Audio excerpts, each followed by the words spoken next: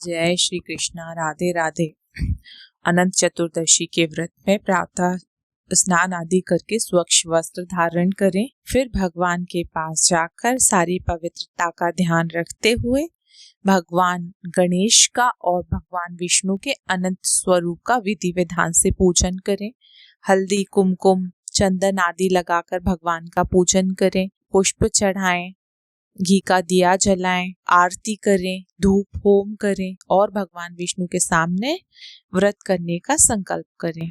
उसके बाद अनंत सूत्र बांधें। उसके लिए हल्दी और केसर को मिलाकर गीला करके रक्षा सूत्र को उसमें डुबोकर गीला कर ले। हल्दी केसर लगा लें और उसमें 14 गांठें लगा लें रक्षा सूत्र में।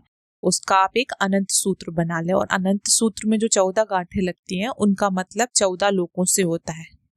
वो बांधना बहुत अच्छा होता है, उससे कई तरह से सुरक्षा मिलती है और भगवान विष्णु का एक सुरक्षा कवच आपको प्राप्त होता है। इसीलिए जो अनंत सूत्र होता है वो बांधा जाता है।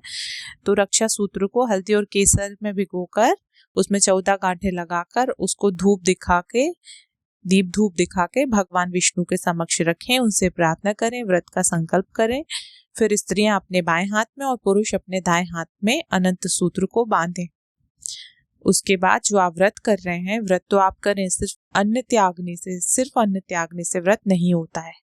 इसीलिए मन, कर्म और वचन से आप पूर्णतः विधि विधान से अपने व्रत का पालन करें।